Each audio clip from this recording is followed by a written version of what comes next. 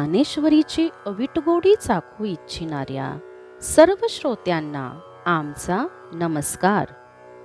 सर्व श्रोत्यांनी पूर्ण चित्त एकवटून ध्यानस्थ बसून डोळे मिटून शांतपणे ज्ञानेश्वरीच्या ओव्यांचा आस्वाद घ्यावा ही नम्र विनंती. अध्याय 18 सर्व गीतार्थ संग्रहयोग भाग 8. ओवी क्रमांक 351. ते देववृंद बरवे कर्मकारण पाचवे अर्जुना येथ जाणावे देवो म्हणे. एवं माने तुझे आयणी तैसी कर्म जाताची हे खाणी पंचविधा करणी निरूपिली. आता हेची खाणी वाढे मग कर्माची सृष्टी घडे जिहिते हेतुही उघडे दाऊ पांचे. तरी अवसाता आली माधवी ते हेतू होय नवपल्लवी पल्लव पुष्पपुंज दावी पुष्पफळांते. का वार्षिये आणि जे मेघू मेघे वृष्टी प्रसंगू वृष्टीस्तव भोगू सस्य सुखाचा. अर्जुना, तुझ्या बुद्धीला पटेल अशा रीतीने कर्माच्या 5 कारणांचे स्पष्टीकरण मी केले. आता ज्या हेतूंच्या योगाने ही कर्मे घडतात ते 5 हेतू तुला स्पष्ट करून सांगतो, तू लक्षपूर्वक ऐक. तर अकस्मात वसंत ऋतू आला असता तो वृक्ष वेलींना नवीन पल्लवी निर्माण करण्यास कारण होतो. त्या पालवीपासून फुलांचे झुपके तयार होतात, त्यापासून फळांची प्राप्ती होते. अथवा पर्जन्य ऋतू मेघांना गोळा करतो, त्या योगाने जलवृष्टी होते आणि त्या जलसंपर्कतेने धान्य प्राप्ती होऊन त्यापासून सुखवैभव मिळते. नातरी प्राची अरुणा तेविये अरुणे सूर्योदय होय सूर्ये सगळा पाहे दिवो जैसा. तैसे मन हेतू पांडवा होय कर्मसंकल्प भावा तो संकल्पू लावी दिवा वाचेचा गा. मग वाचेचा तो दिवटा दावी कृत्य जातांची या वाटा तेव्हा करता रिगे कामठा कर्तृत्वाच्या. तेथे शरीराधिक दळवाडे शरीराधिका हेतूची घडे लोहकाम लोखंडे निर्वाळी जे जैसे. का तांतू वाचा ताणा तांतू घालिता वैरणा तो तंतूची विचक्षणा होय पटू. अथवा पूर्व दिशा अरुणाला जन्म देते. अरुणोदयानंतर सूर्य उगवतो आणि सर्वत्र पूर्ण प्रकाश होऊन दिवस होतो. याप्रमाणे अर्जुना, मन हे कर्माचा संकल्प होण्यास कारण आहे आणि असा संकल्प झाला म्हणजे वाणीद्वारा त्याचा स्पष्ट उच्चार होतो. मग वाणीच्या उजेडामुळे कर्माचा मार्ग सुस्पष्ट होऊन कर्ता कर्तृत्वाच्या व्यापारात सापडतो. कर्तव्य बुद्धीने कर्म करू लागतात, त्याच्याकडे कर्तेपणा येतो. तेव्हा शरीराधिक सर्व इंद्रिये कर्माच्या व्यापाराला कारण होतात. जसे लोखंडाचा जिन्नस लोखंडाच्या हत्याराने घडवावा लागतो, अथवा हे बुद्धिमाना तंतूच्या ताग्यामध्ये तंतूच आडवे भरीला घातले तर त्याचे वस्त्र होते. तैसे मनवाचा देहांचे कर्म मनादी हेतूची रचे रत्नी घडे रत्नांचे दळवाडे जेवी. येत शरीरादिके कारणे तेच हेतू केवी हे कोणे अपेक्षिजे तरी तेणे अवधारिजो. आईका सूर्याची प्रकाशा हेतू कारण सूर्याची जैसा. का उसांचे कांडे उसा वाढी हेतू. नाना वाग्देवता वाणावी तै वाचाची लागे कामवावी. का वेदा वेदेची बोलावी प्रतिष्ठा जेवी. तैसे कर्मा शरीरादिके कारण हे कीर ठाऊके परी हेची हेतू न चुके हे ही येथ. रत्नाला रत्नाच्या सहाय्यानेच पैलू पडावे लागतात, त्याप्रमाणे मन वाचा देह याचे कर्म मनवादी हेतूकडूनच तयार होते. येथे कर्माची शरीरादी कारणे हीच त्याचा हेतू कशी होतील हे जाणून घेण्याची इच्छा असेल त्याने हे ऐकावे. ऐका, सूर्याच्या प्रकाशाला कारण आणि हेतू जसा सूर्यच आहे. अथवा ऊसाचे एक कांडे जसे ऊसाच्या दुसऱ्या कांड्याच्या वाढीला हेतू असतो, अथवा वाणीला कार्यक्षम बनविणाऱ्या वाणीची अधिष्ठात्री देवता सरस्वती हीच गुणगौरव करण्यासाठी वाणीचाच उपयोग करावा लागतो, किंवा वेदाची थोरवी गाण्यासाठी वेदवाक्याची मदत घ्यावी लागते. त्याप्रमाणे शरीर, वाचा, मन ही सर्व कर्माची कारणे आहेत. हे खरे असले तरी शरीराधिकच कर्माला हेतूही आहेत, यात काहीच चूक नाही. आणि देहादिकी कारणी देहादी हेतू मिळणी, होय जया उभारणी कर्म जाता. ते शास्त्रार्थ मानिले या मार्गानुसरे धनंजया, तरी न्याय तो न्याया हेतू होय. जैसा पर्जन्योदकाचा लोटू, विपाये धरी साळीचा पाटू, तो जिरे परी चाटू उपयोगू आथी. का रोषे निघाले अवचटे, पडिले द्वारकेचिया वाटे, ते शिने परी सुनाटे न वचती पदे. तैसे हेतू कारण मेळे, उठी कर्म जे आढळे, शास्त्राचे लाहे डोळे ते न्याय म्हणिपे. आणि पूर्वी सांगितलेल्या देहादी 5 कर्मकारणांना शरीर, वाणी आणि मन या हेतूंची जोड मिळाली असता ज्या सर्व कर्माची निर्मिती होते, ती कर्मे शास्त्रसंमत असलेल्या मार्गाला अनुसरून असतील तर हे कोणतेया तो योग्य मार्गच असल्यामुळे त्या कर्मांना न्याय अथवा पुण्यकर्मे असे म्हणतात. ज्याप्रमाणे पावसाच्या पाण्याचा लोट सहजच भाताच्या शेतात शिरला तेथे तो जिरतो, परंतु तो शेतातील पिकांना लाभदायक ठरतो. अथवा घर सोडून रागाने बाहेर पडला आणि योगायोगाने तो चालला, तो रस्ता द्वारकेकडे जाणारा होता, तर त्याला चालण्याचे कष्ट होणार, पण चालणे व्यर्थ गेले असे म्हणता येणार नाही. तसे हेतू आणि कारण यांच्या योगाने जे आंधळे म्हणजे शास्त्राला न जाणून झालेले कर्म उत्पन्न होते, ते सशास्त्र होईल, तर त्याला पुण्यकर्म असे म्हणावे.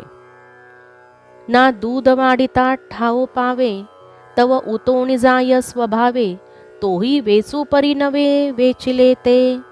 तैसे शास्त्र साह्यविन, केले नोहे जरी अकारण, तरी लागो का नागवण दान लेखी. अगा 52 वर्षांपरता, कोय मंत्रू आहे पंडुसुता, का 52 नुच्चारिता जीव आथी. परी मंत्राची कडसणी, जव नेणिजे कोदंड पाणी, तव उच्चार फळवाणी न पवे जेवी.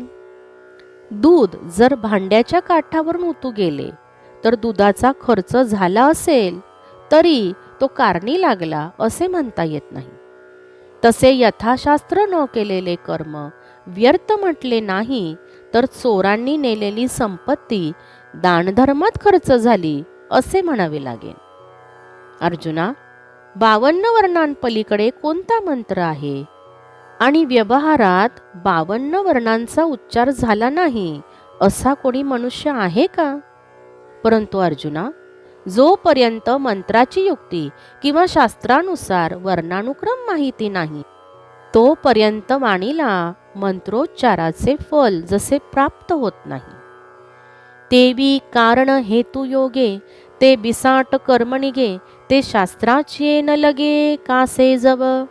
कर्म होतची असे तेव्हाही, परी ते होणे नवे पाही, तो अन्यायोगा अन्यायी हेतू जाणावा.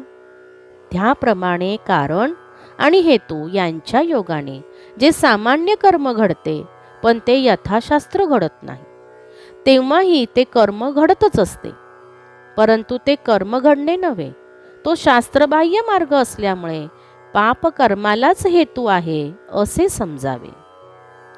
एवं पंचकारणा कर्मा, 5ही हेतू हे सुमहिमा, आता येथे आहे पात्मा सापडला असे. भानू न होणी रूपे जैसी, चक्षुरूपा ते प्रकाशी, आत्मा न होणी कर्मे तैसी प्रकटीकत असे गा. पै प्रतिबिंब आरिसा, दोन्ही न होणी विरेशा, दोही ते प्रकाशी जैसा न्याहाळिता तो. का अहोरात्र सविता, न होणी करी पंडुसुता, तैसा आत्मा कर्म करता न होणी दावी. हे सुकीर्ती संपन्न अर्जुना, 5 कारणे 5 हेतू असलेल्या कर्माच्या कारणात अथवा हेतूत आत्मा कोठेतरी गोवला गेला आहे का? ज्याप्रमाणे सूर्य स्वतः विषय न होता डोळ्यांना आणि दृश्य पदार्थांना प्रकाशतो, त्याप्रमाणे आत्मा कर्माचे कारण आणि कर्म न बनता कर्माचे प्रकाशन करतो. हे अर्जुना, आरशात पाहणारा हा जसा प्रतिबिंब आणि आरसा हे दोन्ही न होता या दोघांना प्रकाशित करतो, अथवा सूर्य हा दिवस आणि रात्र न होता दिवस आणि रात्र आपल्या अस्तित्वावर दाखवितो, त्याप्रमाणे आत्मा कर्म आणि कर्माचा करता न होता दोघांचे प्रकाशन करतो. परी देहाहमान भुली, जयाची बुद्धी देहीची आतुली, तया आत्मविषयी झाली मध्यरात्री. जेने चैतन्या ईश्वरा ब्रह्मा, देहची केले परमसीमा, तया आत्मा करता हे प्रमा अलोटोपजे. आत्माची कर्म करता हाही निश्चयो नाही तत्वता, देहोची मी कर्म करता मानितो साचे. जे आत्मा मी कर्मातितू, सर्व कर्म साक्षीभूतू, हे आपली कही मातू नायकेची काणी. म्हणून उपमा आत्मयाते, देहची वरी मविजे येथे, विचित्र काही रात्री दिवसाते डुडुळ न करी. पै जेने आकाशीचा कही, साचू सूर्य देखिला नाही, तो थिल्लरीचे बिंब काही मानून लाहे. परंतु देहाहंकाराच्या मोहाने मी देहच आहे अशी ज्याची दृढ समजूत झाली आहे, त्याला आत्मस्वरूपाविषयी गाढ अज्ञान आहे.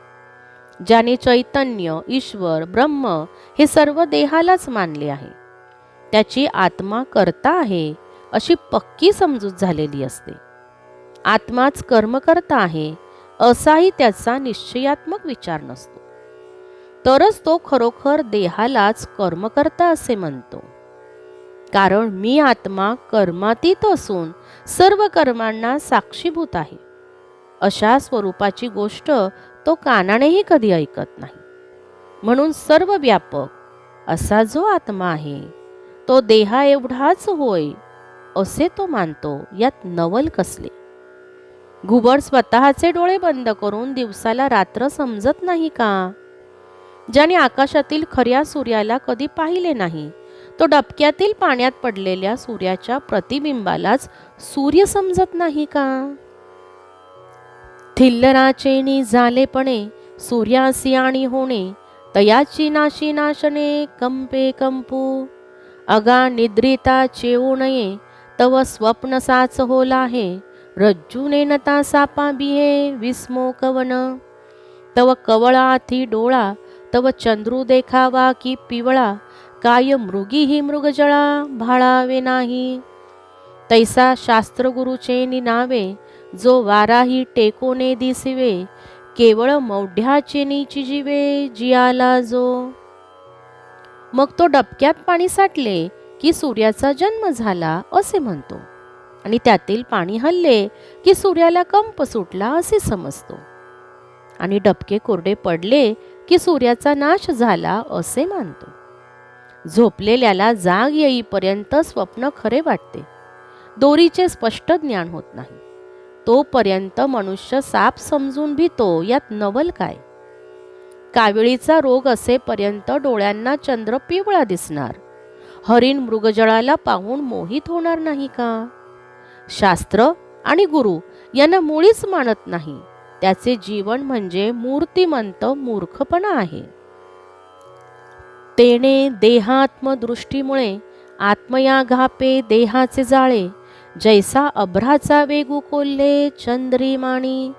मग तया मानण्यासाठी देह बंदिशाळे किरीटी, कर्माच्या वज्रगाठी कळासे तो. पाहे पा बंद भावना दृढा, नळयेवरी तो बापुडा, काय मोकळे याही पायांचा चवडा, न ठकेची पुसा. म्हणून निर्मळ आत्मस्वरूपी, जो प्रकृतीचे केली आरोपी, तो कल्पकोडीच्या मापी मविची कर्मे. आता कर्मा माझी असे परी तया ते कर्म न स्पर्शे वडवानळा ते जैसे समुद्रोदक. कोल्हा ज्याप्रमाणे आकाशात ढग पळत असताना चंद्रच पळतो असे मानतो, त्याप्रमाणे देहाला आत्मा मानून आत्म्याच्या ठिकाणी देहाचे धर्म पाहतो आणि आत्म्याला देहरूपी जाळे घालतो. अर्जुना, मग तो जीव अशा विचाराने देहरूपी तुरुंगात कर्माच्या पक्क्या बंधनाने बंदिवान होतो. पहा की नळीवर बसलेला बापडा पोपट त्याचे पंजे मोकळे असतानाही आपण बांधले आहोत या विपरीत समजुतीने तो नळी सोडत नाही. म्हणून निर्मळ आत्मस्वरूपाच्या ठिकाणी प्रकृतीने केलेल्या कर्माचा आरोप करतो तो कोट्यावधी कालापर्यंत कर्मातच अडकलेला राहतो. ज्याप्रमाणे वडवानळ समुद्रात असून समुद्राचे पाणी त्याला स्पर्श करू शकत नाही, त्याप्रमाणे कर्मामध्ये असूनही ज्याला कर्म स्पर्श करू शकत नाही. तैसेनी वेगळेपणे जयाचे कर्मी असणे तो कीर जाणावा कवणे तरी सांगो. जे मुक्ता ते निर्धारिता लाभे आपलीच मुक्तता जैसी दीपे दिसे पाहता आपुली वस्तू. ना तरी दर्पण जव उदिटे तव आपण पया आपण भेटिजे का तोया पावता तोय होईजे लावणे जेवी. हे असो परतोणी मागुते प्रतिबिंब पाहे बिंबाते तव पाहणे जाऊणी आईते बिंबची होय. तैसे हारपले आपण पे पावे तै संताते पाहता गिवसावे म्हणून वानावे ऐकावे तेची सदा. त्याप्रमाणे जो कर्म करीत असून त्यांच्यापासून अलिप्त असतो तो खरोखर कसा ओळखावा ते सांगतो. मुक्त पुरुष कोण आहे याचा शोध घेत असता आपली मुक्तता आपल्याला प्राप्त होते.